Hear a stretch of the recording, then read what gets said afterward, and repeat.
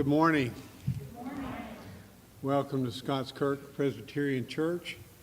It's great to see all of you out there. We're especially thankful today for a new covenant child in our church. Hadassah Faye Llewellyn and her parents and grandparents are here, and welcome. My wife and I are thankful today too, as 43 years ago today our first child was born and she became a mother. So happy birthday to our son Robert. The announcements are as found in your bulletin. I'd urge you to read those, and if you have any questions, talk to Corrine or our Pastor Jim or your shepherding elder. If you would take a few minutes to prepare your hearts for worship.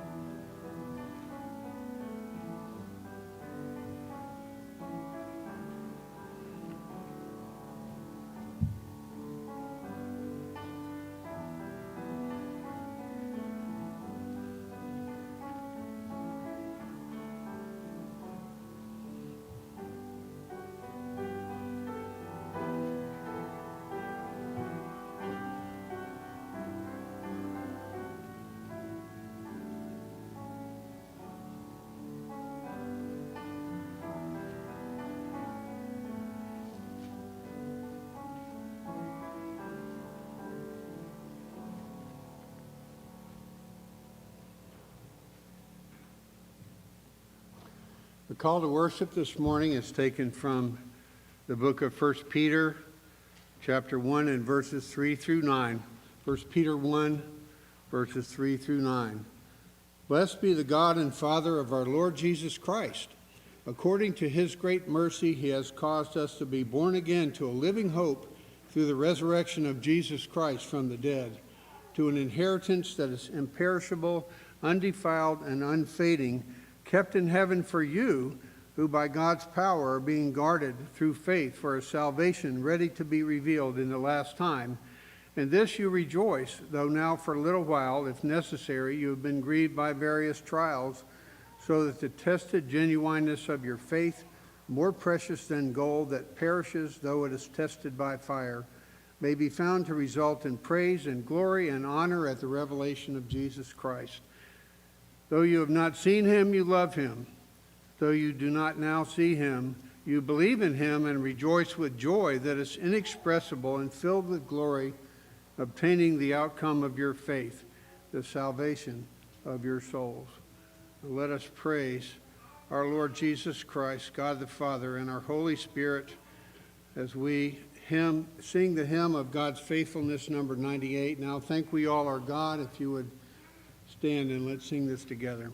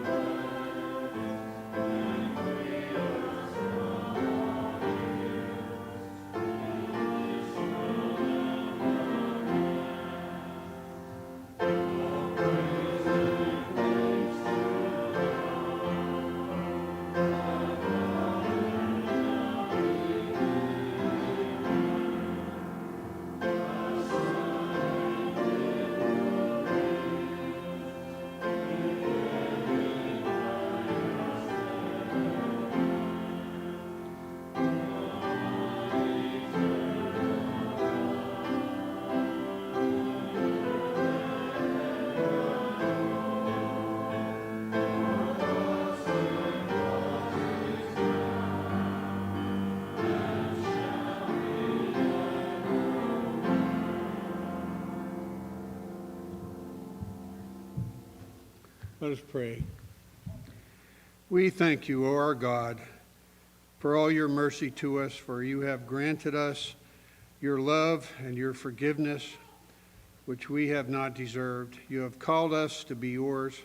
You have taken our feet from the miry clay and planted them on a rock. You have separated us from our sins as far as the east is from the west. For this we praise you and thank you. We ask that you would be with us today by your Spirit. Cause our hearts to rejoice as we praise you and as we hear your word preached. We pray, O Spirit, that you would apply the word to our hearts. Enliven our pastor as he preaches, Lord, with your Spirit. We pray this in the name of our Lord Jesus Christ, who taught his disciples to pray, saying, Our Father, who art in heaven, hallowed be thy name. Thy kingdom come, thy will be done, on earth as it is in heaven. Give us this day our daily bread, and forgive us our debts, as we forgive our debtors. And lead us not into temptation, but deliver us from evil. For thine is the kingdom, and the power, and the glory forever. Amen. Our confession of sin we'll read together as printed in the bulletin. We confess, our Father, that we do not live up to the family name. We are more ready to resent than to forgive, more ready to manipulate than to serve, more ready to fear than to love, more ready to keep our distance than to welcome, more ready to compete than to help. At the root of this behavior is mistrust. We do not love one another as we should because we do not believe that you love us as you do. Forgive us our cold unbelief and make more vivid to us the meaning and depth of your love at the cross. Show us what it cost you to give up your Son that we might become your sons and daughters. We ask this in the name of Jesus, our righteousness. Amen. Our assurance of pardon comes from Zephaniah chapter 3, verses 14 to 17. Sing aloud, O daughter of Zion. Shout, O Israel. Rejoice and exult with all your heart, O daughter of Jerusalem. The Lord has taken away the judgments against you. He has cleared away your enemies. The King of Israel, the Lord, is in your midst. You shall never again fear evil. On that day it shall be said to Jerusalem, Fear not, O Zion, let not your hands grow weak. The Lord your God is in your midst, a mighty one who will save. He will rejoice over you with gladness. He will quiet you by his love. He will exult over you with loud singing. Our confession of faith is taken from the Belgic Confession of Faith in Article 26 on the intercession of Christ. And let's read this together from your bulletin. Neither in heaven nor among the creatures on earth is there anyone who loves us more than Jesus Christ does. Although he was in the form of God, Christ nevertheless emptied himself, taking human form and the form of a slave for us. And he made himself like his brothers and sisters in every respect. Suppose we had to find another intercessor. Who would love us more than he who gave his life for us, even though we were enemies? And suppose we had to find one who has prestige and power, who has as much of these as he who is seated at the right hand of the Father, and who has all authority in heaven and on earth, and who will be heard more readily than God's own dearly beloved Son. Please be seated.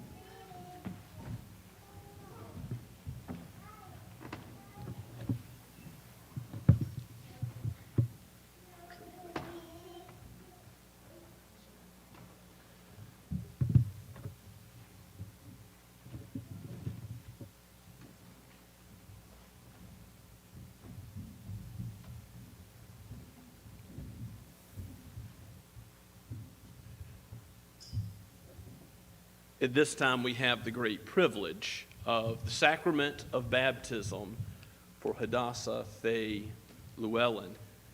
And Llewellyn family, Jonathan and Lydia, how good it is to see your children growing in the covenant family, to know the Lord and to know the covenant promises that are proclaimed in the Scripture, which have to do with salvation through Christ. And so I'm going to ask you about your vows that you first made when you became members of the church.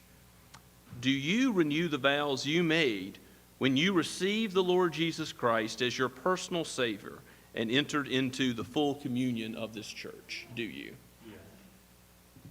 Do you acknowledge that your child is a sinner in need of the cleansing blood of Jesus Christ and of the Holy Spirit? Do you? Do you claim God's covenant promises on this child's behalf? And do you look in faith to the Lord Jesus Christ for this child's salvation as you do your own? Do you? And do you now covenant and promise in humble reliance on the grace of God to bring up your child, to love and serve Him, to the end that your child may come to commit her life to Jesus Christ as Lord and Savior? Do you? Yes. And now, also for the congregation, I have a question for you. If you will also commit as brothers and sisters, mothers and fathers in the faith, in the Lord, to aiding in serving and seeking this young one, this soul precious to God, Hadassah Faye Llewellyn. If you will covenant and promise to stand alongside as the body of Christ with her, or if you are a family or a friend here today, given that same responsibility in the family relationship, would you signify such by standing now, please? Please be seated.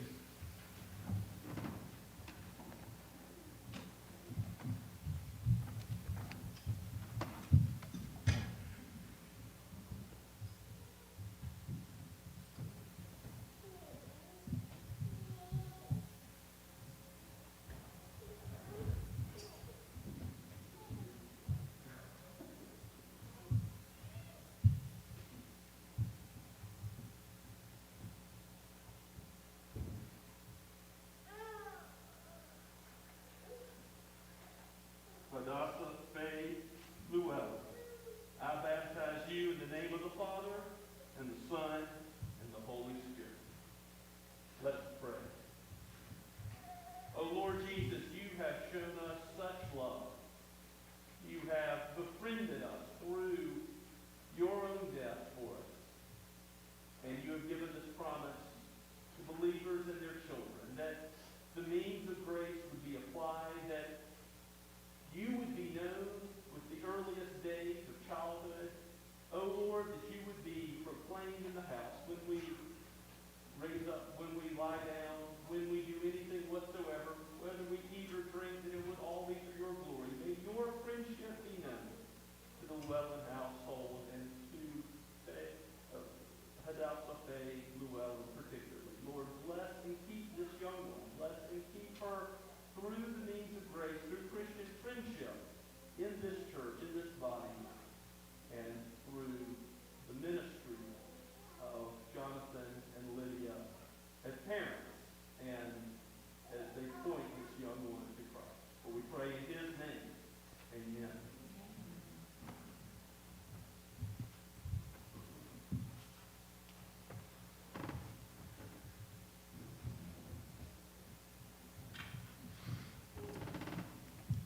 And now it is my responsibility to charge both the Llewellyns, but also to instruct us all in the nature of baptism for a few brief moments.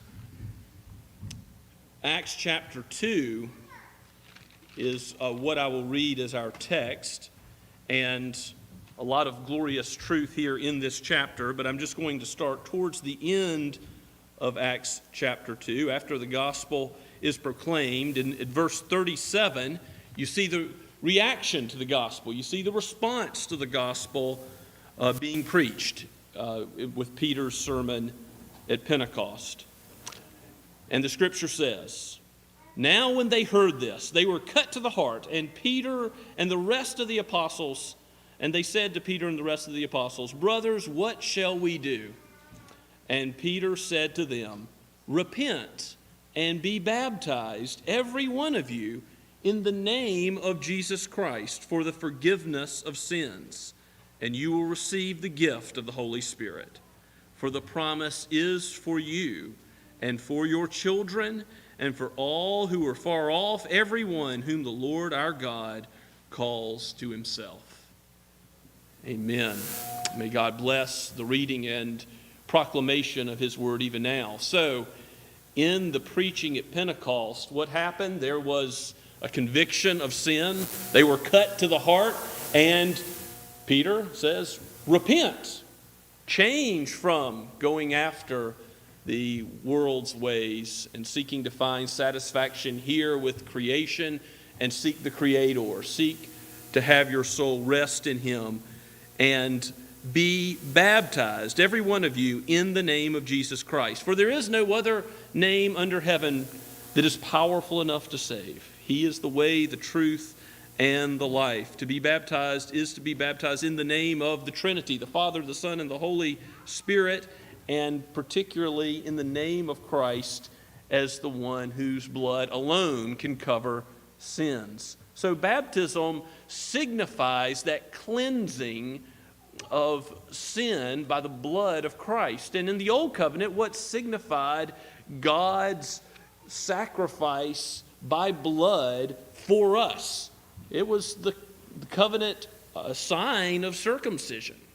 But in the New Covenant, that sign is baptism, and it's almost as if the way that water cleans the body, the way that a shower or a bath cleans you off physically, so likewise, baptism shows how the blood of Christ cleanses you spiritually, makes you spotless and whole and perfect to stand before God. If you are in Christ by faith in him, by faith in Jesus, you are no longer standing in your own goodness, your own righteousness, but you stand approved, able to enter God's presence, the Holy of Holies. He who is holy, holy, holy, the Lord God Almighty. You can be with him in eternity because of the perfect righteousness and work of Christ. That is the cleansing of the spotless Lamb of God for us. He washes us and makes us whiter than snow. And so this baptism is a sign of that covenant promise. It's not so much about what we say, because we think when we repent, what are we to do? We're to be baptized. And that's true. It's a proclamation of our faith to the world. And also in this case, it's a proclamation for those who the gift is given to them and their children, that this covenant promise of God, that his word, his gospel, is going to be proclaimed in the home, in the church. They are going to grow up with it and receive the blessings of being in the visible covenant, and receiving the sign of the visible covenant proclaims something about the parents, that Jonathan and Lydia have taken this responsibility to raise this child in the nurture and admonition of the Lord. What a wonderful and blessed thing that is. And what a wonderful and blessed thing it is when family and friends and church members agree in that promise as appropriate to our gifts and calling and station and relationship to help nurture this soul. But it's not so much about what the parents are saying or what about the church or the family members are saying. It's ultimately, when you see the baptism, it's like the Lord's Supper. What is the Lord's Supper mainly about? It's about what it proclaims about Jesus, what God is saying. Here is my beloved Son, his blood poured out for you, his body broken for you. And likewise with baptism, it's primarily saying, here's what's true. For the one who has faith in Jesus, you adults, you children who will trust in Christ, you adults who today lean upon him for spiritual repose, who look to him and him alone for your hope of glory. If you lean upon Christ, you are washed and clean. You need not fear your sin, even though the devil would raise it up and put it in your face that you have fallen short of God's glory. Here you can lift up Christ as the one who ultimately gives you the righteousness that you don't deserve by his grace through trust, through faith in him. The promise being for you and for your children, for any who come to Christ by faith, highlights God's work, God's covenant promise. Any who come to Christ are washed and made clean. Let's pray together. Father, we thank you for this sign and how it seals your truth to us, how it is a visible representation of your gospel, of your Son. O Holy Spirit, abide with your church, abide with your people, abide with the Llewellyn family, and Lord, work in this young soul to give her faith, to give her repentance, to give her a life lived seeking the joy that does not come from below but from above, seeking the joy of knowing Christ. O Lord, shepherd your people all the way home. For we pray this in the name of our shepherd and our friend, the Lord Jesus himself. Amen. And now, this morning, I have the opportunity to ask the children to come forward and to preach the children's sermon to all who are able.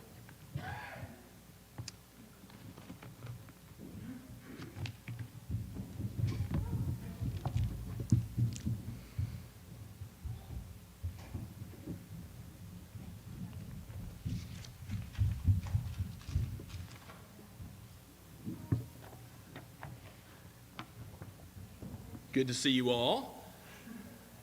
I see some familiar faces. Do you all have any friends? Probably a few, right?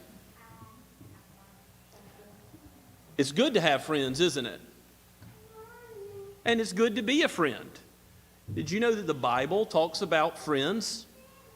The Bible has some things to say about friends, and you'll hear in the sermon today a few things about how it says, as iron sharpens iron, so one man sharpens another. It talks about how in the kitchen, if you want to sharpen a knife, you know what you have to do? You have to put something else hard against it to make it sharper.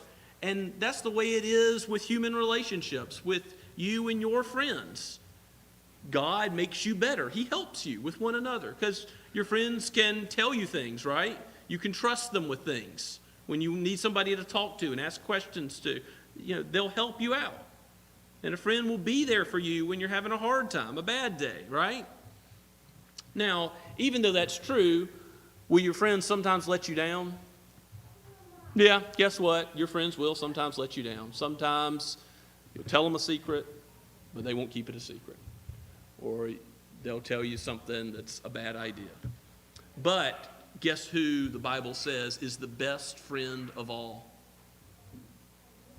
Jesus. That's right. It's not a friend that will ever let us down because he's a perfect friend. What did Jesus do that really shows that he loves us? He died for us. He died for our sins. Greater love has no man than this, that he would lay down his life for us. Jesus shows us his love, that he would even love us so much, even though he had no reason to die. He died for us, so we can live forever with him.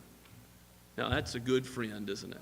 Jesus will be our friend forever, now and in eternity with God, because he loved us so much. He died for our sin. Let's praise him and thank him for that. Let's pray together. Father, we thank you that you have sent your Son to be the sacrifice for our sins. Help us to love others and, Lord, to point others to this greatest of all friends, the Lord Jesus himself. For we pray this in his name. Amen.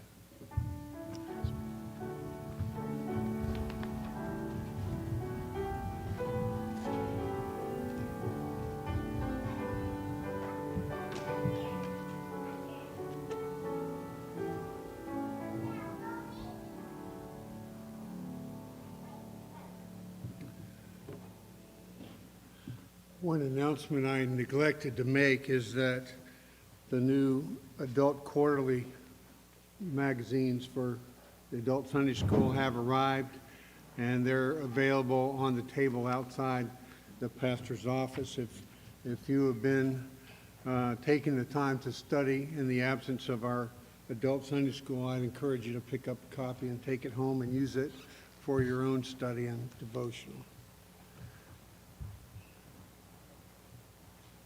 Our scripture reading today is from Hebrews chapter 2, verses 1 to 18. Hebrews 2, verses 1 through 18. Therefore, we must pay much closer attention to what we have heard, lest we drift away from it. For since the message declared by angels proved to be reliable, and every transgression or disobedience received a just retribution, how shall we escape if we neglect such a great salvation? It was declared at first by the Lord, and it was attested to us by those who heard, while God also bore witness by signs and wonders and various miracles, and by gifts of the Holy Spirit distributed according to his will. Now it was not to angels that God subjected the world to come, of which we are speaking.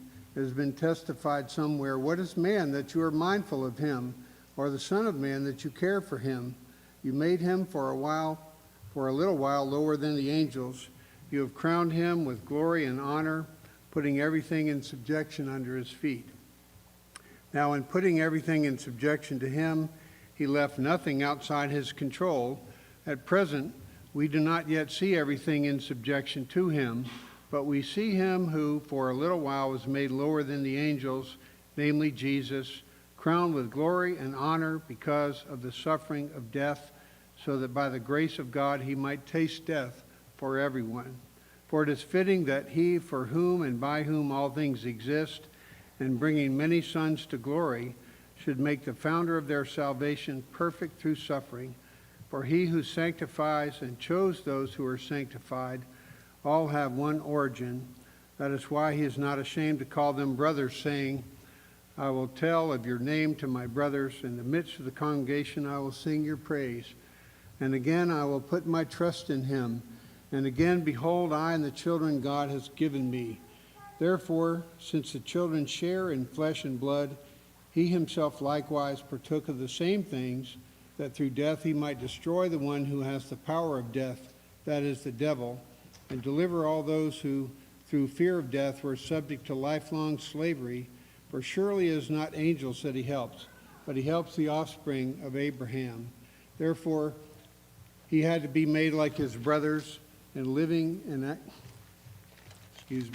every respect, so that he might become a merciful and faithful high priest in the service of God to make propitiation for the sins of the people. For because he himself has suffered when tempted, he is able to help those who are being tempted. The word of God is living and active and sharper than any two-edged sword. May it penetrate our hearts and our souls.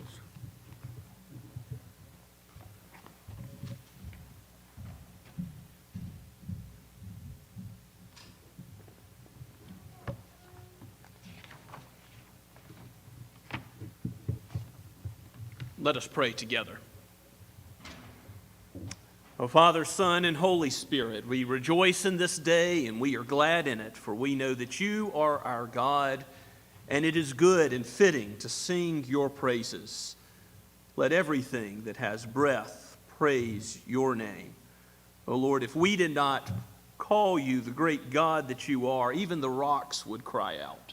All of your creation is indebted to you, and how much more we who are given not only breath by your power, but also redemption, as you sent the seed of the woman, the Lord Jesus himself, to crush the seed of the serpent. And we have this sure promise that one day all things will be made new and every tear wiped away. There will be a new heavens and a new earth where you will be our light, and your presence will satisfy to the uttermost. O Lord, be present with your people now as we come to worship you.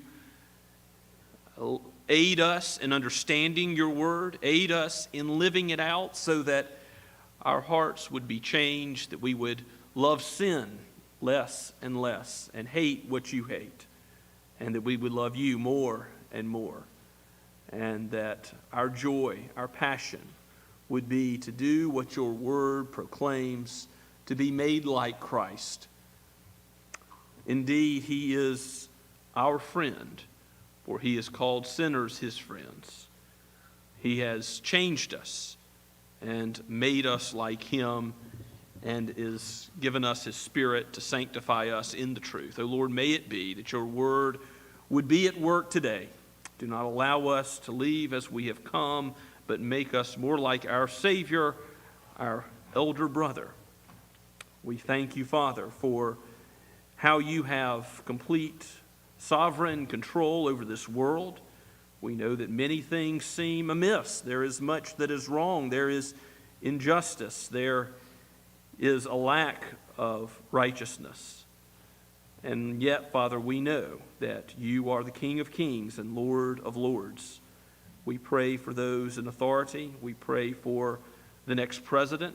We pray for the Congress, the Supreme Court, for local leaders and magistrates here in this city. We ask that you would give wisdom from on high to do what is right, to fear you, to kiss the Son. Oh Lord, let the church show forth the joy of Jesus Christ, and let the gospel be the means by which people who dwell in darkness come to see and love a great light, the only light that is able to free us from our sins and the bondage to them. Father, we thank you for the power of Christ to change hearts that are even hardened in sin.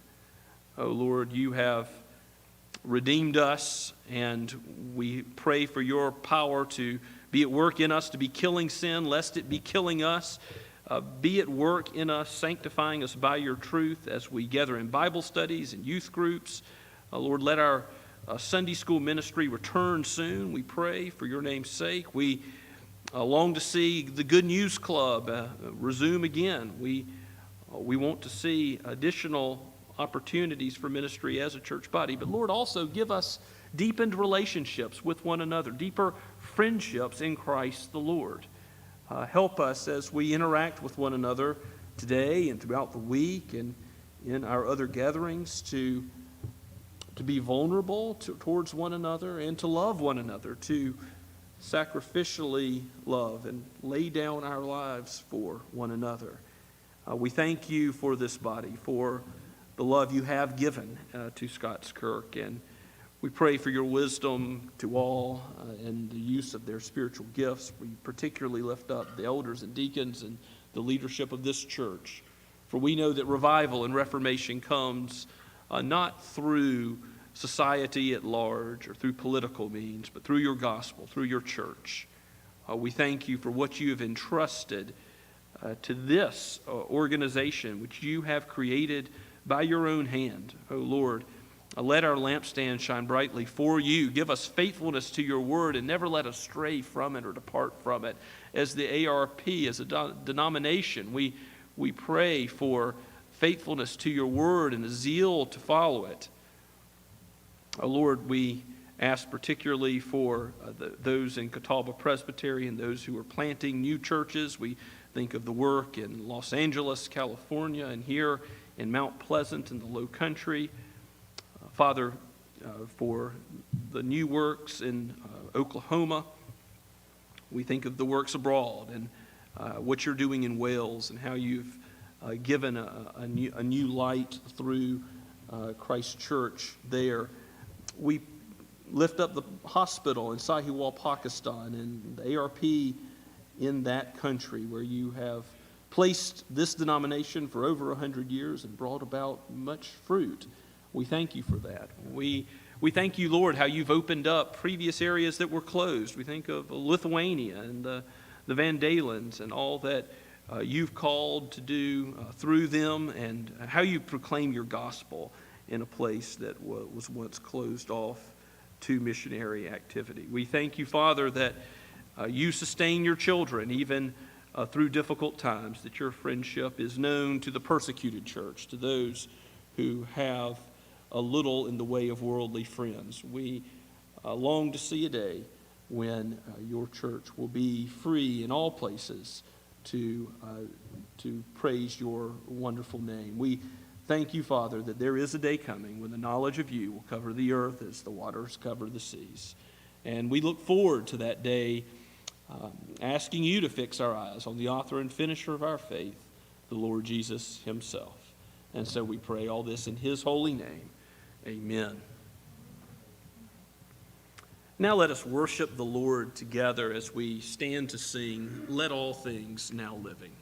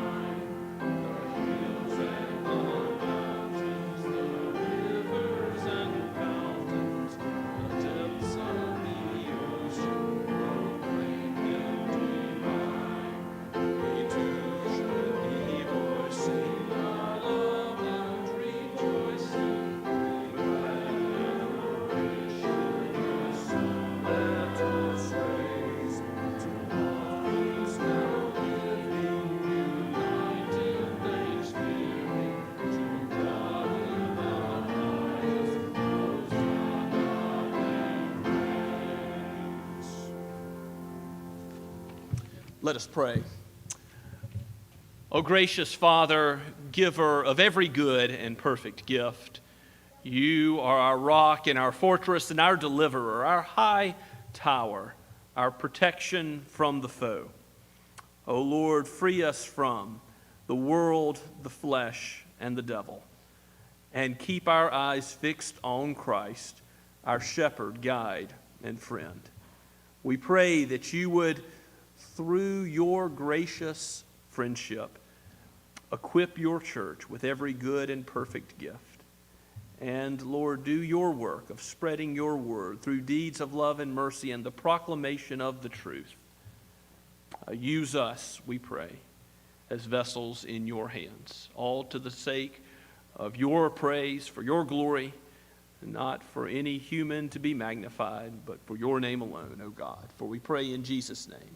Amen.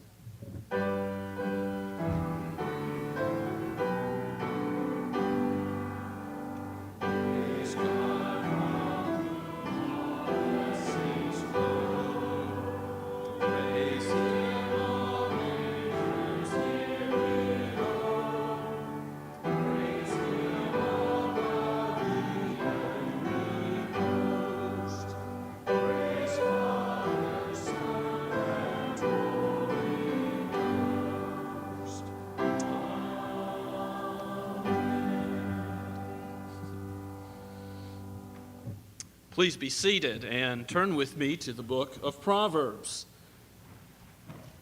This week, looking at chapter 27,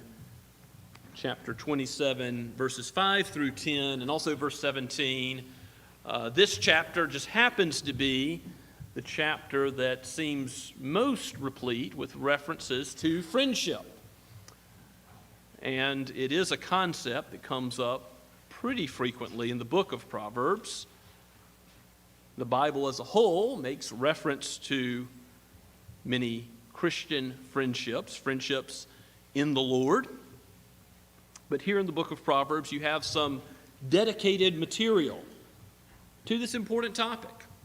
We all need friends.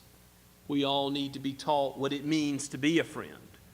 And ultimately, we need to be pointed to Christ as the ultimate friend. So Proverbs 27, starting at verse 5. This is God's word. Better is open rebuke than hidden love.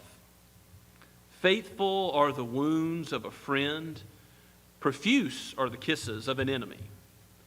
One who is full loathes honey, but to one who is hungry, everything bitter is sweet. Like a bird that strays from its nest is a man who strays from his home. Oil and perfume make the heart glad, and the sweetness of a friend comes from his earnest counsel. Do not forsake your friend or your father's friend, and do not go to your brother's house in the day of your calamity. Better is a neighbor who is near than a brother who is far away. Then skip down to verse 17. Iron sharpens iron, and one man sharpens another. Let's pray together. O Lord Christ, friend of friends, we ask that you would strengthen us by your Spirit to know what friendship means rightly from your word, and to give thanks to you for those you have placed in our lives, and also aid us to love others as you have placed us in their lives. And most of all, O Lord, lift our eyes to Christ, that we would praise him and honor him and magnify him and glorify him as the friend that he was and is and always will be. For we ask this in Jesus' name. Amen. When you think of friendship, what comes to mind? I hope it's not how many followers you have online. I mean, you might have 50,000 acquaintances, right? And in our world today, there is almost a pressure to be very busy, and that can tend towards having many more shallow relationships and less deep friendships. But you do see in the Scriptures many examples of close, deep friendships. I think, first of all, of Jonathan and David. In 1 Samuel 18, you might turn there if you like. 1 Samuel 18, there's a lot that's said about Jonathan and David and their friendship. If you just look at the very first verse of chapter 18, in the second half of the verse, it says that the soul of Jonathan was knit to the soul of David, and Jonathan loved him as his own soul. That's a close friendship in the Lord. Someone who will really care for you and listen to you. Remember, the Proverbs have much to say about being a good listener as well as being wise with our speech. Someone who will be there for you in times that are good and times that are bad. This kind of friend loves you as they love themselves. In other words, they fulfill the royal law. They fulfill the second greatest commandment as Jesus taught it. As Jesus says, it's not only about what Scripture tells us as far as what we look for in a friend, but what Scripture tells us to do when we are to be a friend. We're to be like Christ, to lay down our lives for others, to sacrifice self, and to give towards others as we would want to be given to in that situation. How would we want to be counseled? How would we want to be encouraged? Those are the kinds of things to think about in that kind of friendship that the Lord has called us to. Think about Paul and Timothy. Now, there was a difference in age there. You might think it'd be more like a father-son relationship, and perhaps it had some of that dynamic, but with Paul and Timothy, it's clear there's a deep Christian friendship there. In fact, Timothy may have been Paul's very closest friend. You see at the end of 2 Timothy, when Paul asks for things to be brought to him, what does he ask for? The parchments, the Scriptures. wanted to be in the Word till he died. He wanted a coat. He's in a dark, damp dungeon. And he wanted Timothy. He wanted Timothy to come to him himself.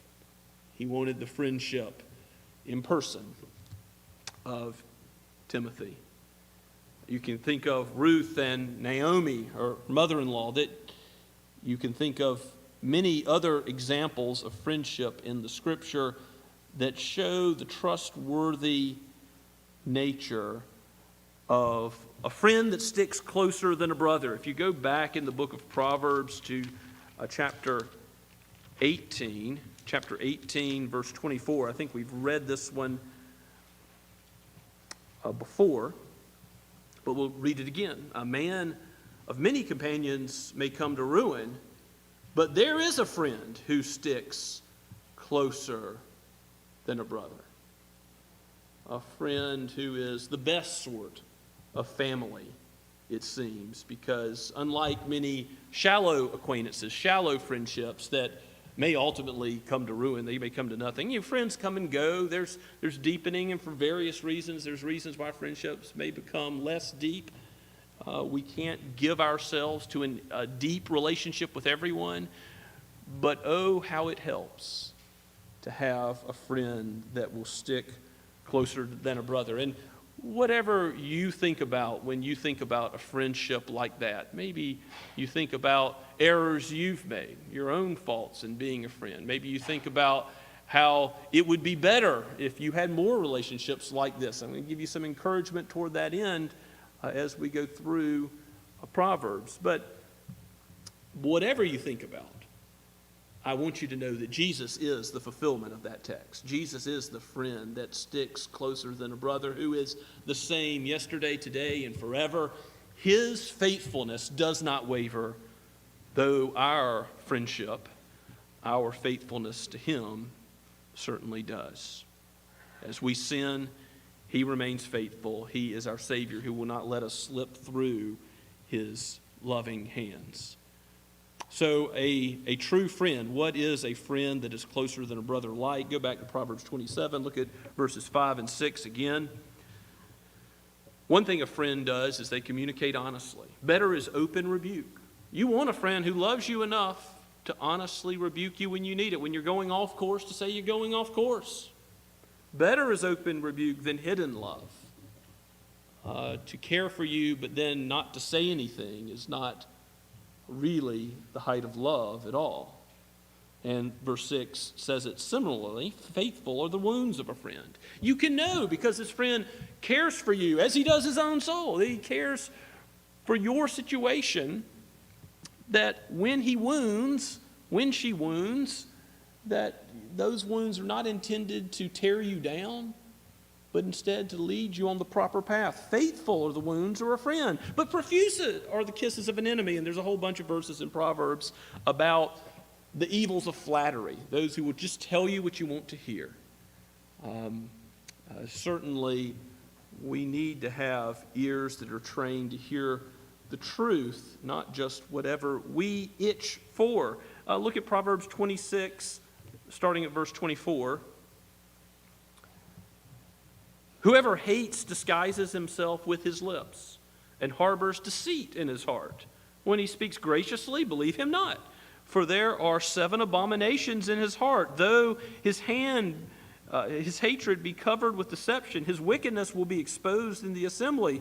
Whoever digs a pit will fall into it, and a stone will come back on him who starts it rolling. A lying tongue hates its victims, and a flattering mouth works ruin. Now, why would someone flatter? Well, they might want to get in close with you with ulterior motives, not actually to be your friend. And there's several proverbs that have to do, especially with, in the context of riches and poverty, letting people know the rich have a lot of friends, right? The poor, sometimes they're just overlooked, even though they might be very kind. So if you're someone who's wealthy or famous, or if you're someone who, for other reasons, someone might want to be around, they might want to use that relationship with you, what might you need to be aware of? flattering lips. They can tell you what you want to hear, not because they're really your friend, but because they want to manipulate you. And certainly this is important in many relationships, but I think of also finding a spouse. You want someone who will love you for who you are, not because you have wealth or because you have other things that they desire. You want someone to love you for who you are as a person. And your best friend, for those of you that are married, called to marriage, ought to be your spouse, your husband, or your wife. That aspect of marriage, of companionship, is really what God highlights in the beginning with Adam.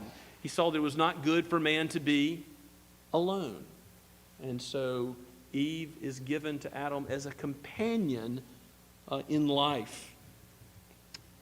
Certainly the call of Scripture is to use wisdom in how we spend time with all our relationships, with husbands, wives, friends in the neighborhood, at church. There's many people we could give our time and energy to, right? This is a resource that we have to invest in friendship that is finite and irreplaceable. Time, when it is used up, can't go back, can't get it back. But we have to use wisdom in how we divide that time and not neglect the high priorities of our families, of friendships in the Lord. We don't want to be primarily friends with evil persons and be swayed to be made like them. There's warnings in the book of Proverbs of being friends with angry people, that you would take in their anger yourself. Look at Proverbs chapter 25, verses 16 and 17. Here's a warning about how you use your time in friendships. If you have found honey, eat only enough for you, lest you have your fill of it and vomit it. Let your foot be seldom in your neighbor's house, lest he have his fill of you and hate you. Well, also there's another proverb about if you bless your neighbor early in the morning, it will be taken as a curse.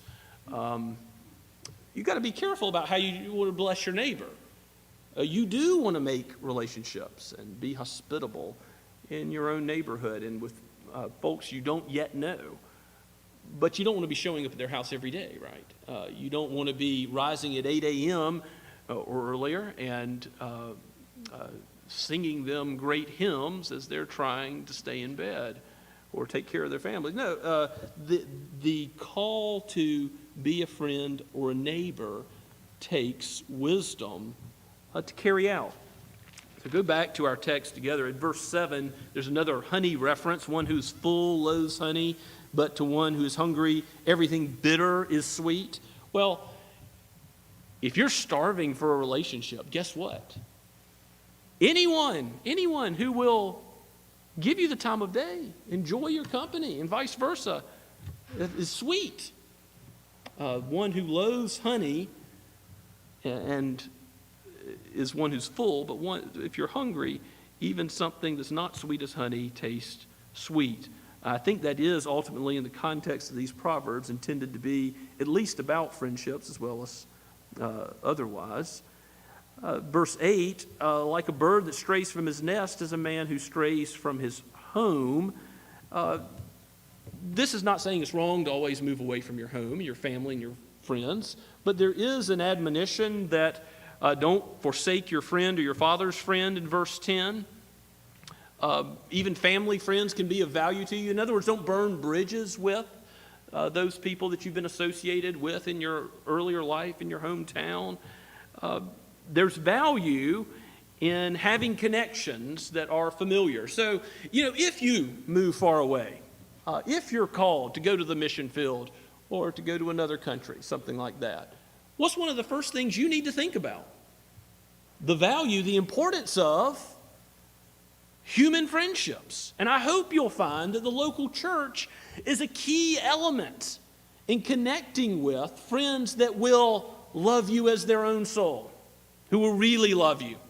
I hope that's true of you here in Scottskirk. I know that I see many close friendships, even as I look out at the congregation now, as I think about those who are online. I think about how the whole pandemic has affected the church. And one of the hardest things is it's made friendships more difficult. Why? Because face-to-face is always the best way to interact with a friend, and now we can be thankful for technology, which enables it to be done remotely and so forth. But there's never any substitute, is there, for being with someone face-to-face? There's never any true virtual fellowship.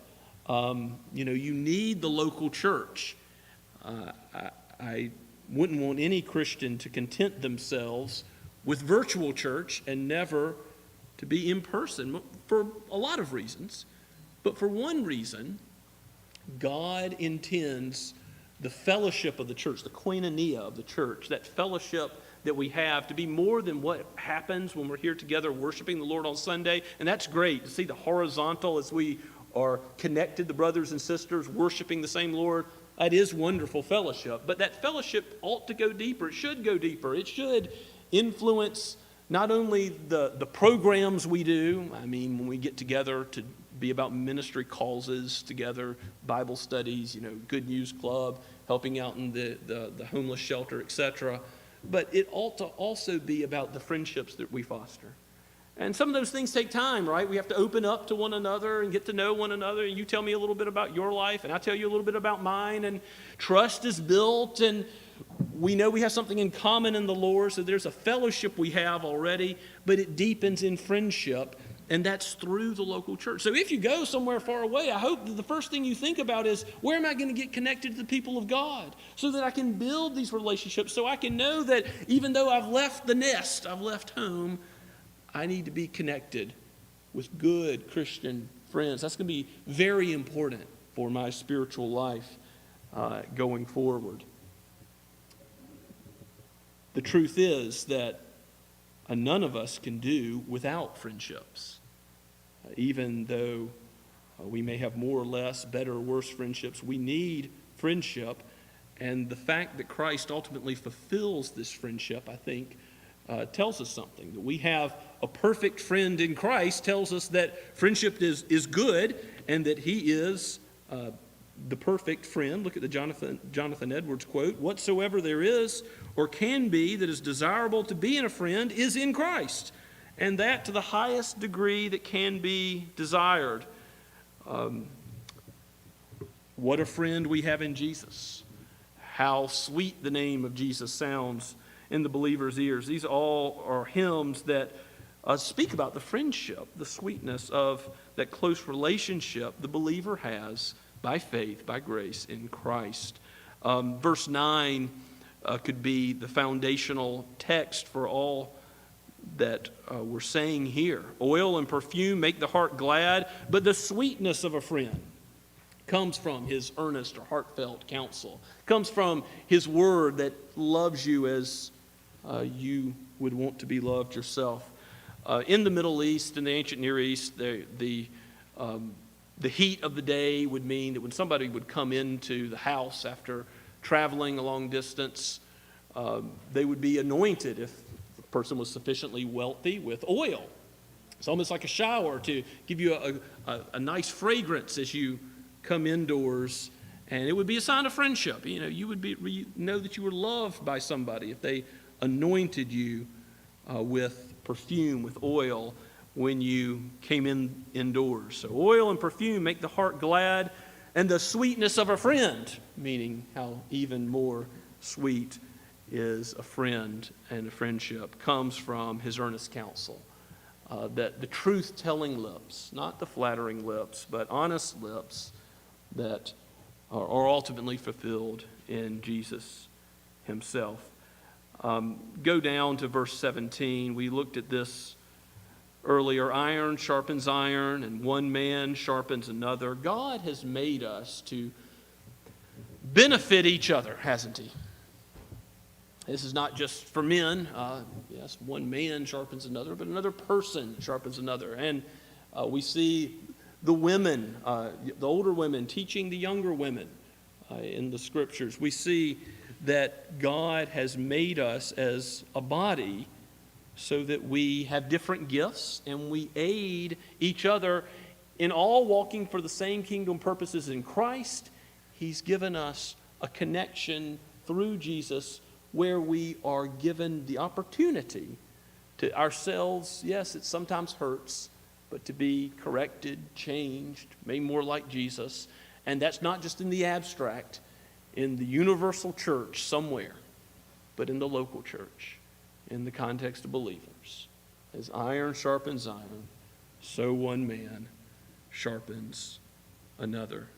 Think about how God would call you to seek out and pursue relationships with others. You see that corporate aspect of God's praise being pursued in the Psalms in general. You might also think about Acts chapter 2, verse 42. We read from Acts chapter 2 earlier in the baptism. But Acts chapter 2, verse 42 tells about what was going on after all that repentance and faith that came about through faithful preaching and the Spirit's work. It says, and they, the disciples of Christ, devoted themselves to the apostles' teaching and fellowship and the breaking of bread and prayers. So if you want good Christian friends, you want to seek and pursue that type of relationship with other people, study God's Word together, pray together. You want to know somebody, know their heart's longing and desires. Pray with them. Pray for them. God has blessed us with Christian friends, and we all need to be challenged and prodded to keep pursuing that relationship, but not just for the sake of having a friend, but for the sake of knowing the Lord, and together urging one another on that upward course. And finally, brothers and sisters, consider the friendship of Christ. Because he has loved us, he has laid down his life for us. In John's Gospel, chapter 15, as Jesus is talking about how he's the vine and we are the branches, there is that great statement that a true friend can love in no way superior than to lay down his very life. And of course, Jesus did that physically with his body and soul. He underwent the wrath of God for us. And also, notice that if Jesus calls us his friends, in John 15, verse 13, it says, greater love has no one than this, that someone lays down his life for his friends. Then right after that, he says, you are my friends if you do what I command. The ones that Jesus calls his own, he changes so that we will do what he commands. And then he goes on to say in verse 15, no longer do I call you servants, for the server does not know what his master is doing. But I've called you friends, for all that I have heard from my Father, I have honestly, sincerely made known to you. You did not choose me, but I chose you and appointed you that you should go and bear fruit, and that your fruit should abide, so that whatever you ask the Father in my name, he may give it to you. These things I command you, so that you will love one another. The good fruit that Jesus has called us to, as his friends, is to love one another, to bear fruit of following his commandments, because he hasn't just called us he's not only our master, he is also our friend, so that we are not merely his servants. We know the King, and having that relationship with him, we know what pleases him, and we can, by the Spirit's grace, more and more live out that sweetness of true friendship towards others. Even give up our priorities for the sake of someone else's priorities, for the good of their soul, to minister to them, to put them first, to listen to them, to encourage them, to take joy when they rejoice, and to sorrow over what causes them sorrow. May God aid us in trusting in Christ and leading the lives that he would have us to as friends towards one another. Let's pray. Oh, Father in heaven, we thank you for your word and how it leads us and guides us to look to Jesus and to live in a way that shows this love which puts self last and others first. This is unnatural. This is difficult. This is hard. and how often we have failed. Oh Lord, give us strength so that your name might be praised. And we pray in Jesus' name. Amen. And now let us respond to God's word together with thanksgiving. Come, ye thankful people, come.